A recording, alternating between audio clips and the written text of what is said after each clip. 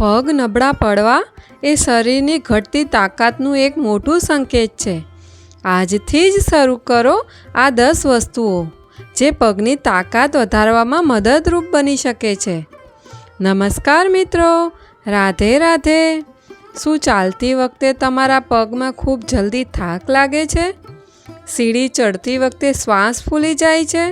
અથવા તમારા પગમાં પહેલાં જેવી તાકાત નથી રહી? જો હા, તો આ વિડીયો અંત સુધી જરૂર જુઓ, કારણ કે આજે આપણે એવી 10 વસ્તુઓ વિશે વાત કરશું જેને તમારા રોજિંદા આહારમાં સામેલ કરીને તમે પગની નબળાઈને ઘણી હદ સુધી ઘટાડી શકો છો. વિડીયો શરૂ કરતાં પહેલાં ચેનલને સબસ્ક્રાઈબ કરો, વિડીયોને લાઈક કરો અને કમેન્ટમાં જય શ્રી કૃષ્ણ જરૂર લખો. શું પગની નબળાઈ ગંભીર સંકેત હોઈ શકે છે? વધતી ઉંમરની સાથે પગની માંસપેશીઓ ધીમે ધીમે નબળી થવા લાગે છે. ઘણા સંશોધનો દર્શાવે છે પગની નબળાઈનો સંબંધ ઓછી શારીરિક ક્ષમતા, પડી જવાના વધતા જોખમ અને અન્ય અનેક સ્વાસ્થ્ય સમસ્યાઓ સાથે હોઈ શકે છે.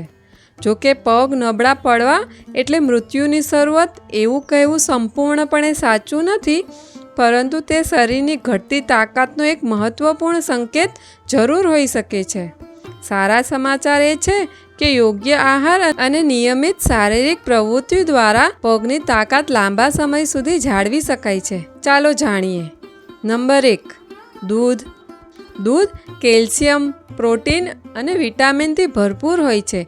તેના નિયમિત સેવનથી હાડકાં મજબૂત બને છે, માંસપેશીઓને પૂરતું પોષણ મળે છે, પગની નબળાઈ ઘટી શકે છે અને શરીરમાં તાકાત જળવાઈ રહે છે. દરરોજ 1 થી 2 ગ્લાસ દૂધ પીવું ફાયદાકારક માનવામાં આવે છે. મિત્રો, તમે આ વિડીયો ક્યાંથી જોઈ રહ્યા છો? કમેન્ટ કરીને જરૂર જણાવો. નંબર 2, અખરોટ. અખરોટને મગજ અને શરીર બંને માટે ખૂબ જ ફાયદાકારક માનવામાં આવે છે. તેમાં protein, omega 3 fatty acid, magnesium અને ઘણા અન્ય જરૂરી પોષક તત્વો હોય છે. અખરોટ ખાવાથી માંસપેશીઓને પોષણ મળે છે, હાડકાં અને સાંધાના સ્વાસ્થ્યને સહારો મળે છે, શરીરમાં ઉર્જા અને તાકાત જળવાઈ રહે છે. દરરોજ 2 થી 4 અખરોટ ખાવા એક સારો વિકલ્પ બની શકે છે. વધુ સારા પરિણામ માટે તેને રાત્રે પલાળી રાખીને સવારે ખાઈ શકાય. નંબર 3, દાળ. દાળ શાકાહારી લોકો માટે પ્રોટીનનો ઉત્તમ સ્ત્રોત છે. તમે તમામ પ્રકારની દાળ ખાઈ શકો છો, જેમ કે મગની દાળ, મસૂરની દાળ, અડદની દાળ અને તુવેરની દાળ. તેમાં રહેલા પ્રોટીન અને મિનરલ્સ માંસપેશીઓને મજબૂત બનાવવામાં મદદ કરે છે. મિત્રો, જો તમે આ ચેનલ પર નવા આવ્યા હોવ તો અમારી ચેનલને જરૂર સબસ્ક્રાઈબ કરો અને વિડીયો પસંદ આવ્યો હોય તો લાઈક કરવાનું ભૂલશો નહીં. નંબર 4, ચણા. ભૂજેલા ચણા અથવા પલાળેલા ચણા બંને ખૂબ જ ફાયદાકારક છે. ચણા ખાવાથી શરીરને ઉર્જા મળે છે, માંસપેશીઓને પ્રોટીન મળે છે અને નબળાઈ ઘટાડવામાં મદદ મળે છે. સવારે પલાળેલા ચણા ખાવા ખાસ ફાયદાકારક માનવામાં આવે છે. નંબર 5, કેળું. કેળું પોટેશિયમનો સારો સ્ત્રોત છે. પોટેશિયમ માંસપેશીઓને યોગ્ય રીતે કાર્ય કરવામાં મદદ કરે છે. તે ખેંચાણ, ક્રેમ્પ્સ ઘટાડવામાં મદદ કરી શકે છે અને શરીરની ઉર્જા વધારવામાં સહાયક બને છે. દરરોજ 1 અથવા 2 કેળા ખાઈ શકાય. નંબર 6, પનીર. પનીરમાં પ્રોટીન અને કેલ્શિયમ બંને ભરપૂર માત્રામાં હોય છે. તેના ફાયદા એ છે કે માંસપેશીઓ મજબૂત બને છે અને હાડકાને મજબૂતી મળે છે અને શરીરને લાંબા સમય સુધી ઉર્જા મળે છે. ઘરનું બનાવેલું તાજું પનીર સૌથી શ્રેષ્ઠ માનવામાં આવે છે. નંબર 7, બદામ. બદામ પોષણનો ખજાનો છે.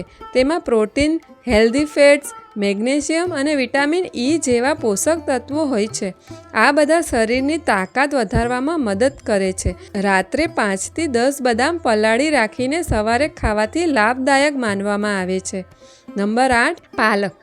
પાલક આયરન અને અન્ય ઘણા જરૂરી પોષક તત્વોથી ભરપૂર હોય છે.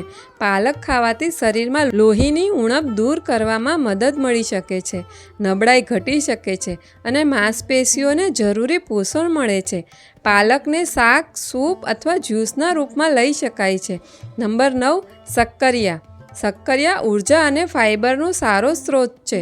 તેના ફાયદા એ છે કે તે શરીરને ધીમે ધીમે ઉર્જા આપે છે, થાક ઘટાડવામાં મદદ કરી શકે છે અને વ્યાયામ કરનાર લોકો માટે ઉત્તમ આહાર માનવામાં આવે છે. બાફેલી શક્કરિયા ખાવું સૌથી સારો વિકલ્પ છે. ચાલો હવે છેલ્લો મુદ્દો જાણીએ. નંબર 10, તલ અને ગોળ. તલ અને ગોળનું સંયોજન ખૂબ જ પૌષ્ટિક માનવામાં આવે છે. તલમાં કેલ્શિયમ, મેગ્નેશિયમ અને આયરન હોય છે, જ્યારે ગોળ શરીરને ઉર્જા આપે છે. આ બંનેનું સેવન હાડકાં અને માંસપેશીઓ માટે લાભદાયક માનવામાં આવે છે. મિત્રો, તમે અમારી કઈ વસ્તુનું સેવન કરશો અમને જ કમેન્ટમાં જરૂર જણાવજો. ચાલો હવે આગળ વિડીયોમાં જાણીએ કે કઈ ભૂલો પગની નબળાઈ વધારી શકે છે. જો તમે પગની તાકાત વધારવા માંગતા હો તો આ વસ્તુઓથી બચો. નંબર 1, કલાકો સુધી સતત બેઠા રહેવું. લાંબા સમય સુધી બેઠા રહેવાથી માંસપેશીઓ નબળી થવા લાગે છે. નંબર 2, પ્રોટીનની ઉણપ. શરીરને પૂરતું પ્રોટીન ન મળે તો માંસપેશીઓ નબળી પડી શકે છે. નંબર 3, તડકો ન લેવો. તડકાની ઉણપથી વિટામિન ડી ઓછું થઈ શકે છે, જેના કારણે હાડકાં અને માંસપેશીઓ પર અસર થઈ શકે છે. નંબર 4, પૂરતું પાણી ન પીવું.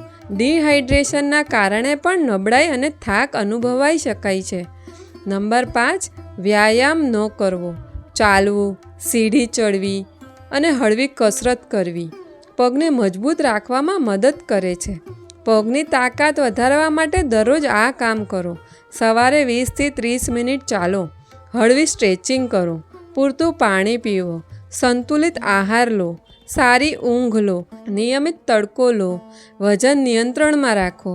ચાલો મિત્રો, હવે આગળ વિડીયોમાં જાણીએ કે કયા લોકોએ ખાસ સાવધાની રાખવી જોઈએ. નંબર 1, 50 વર્ષથી વધુ ઉંમરના લોકોને.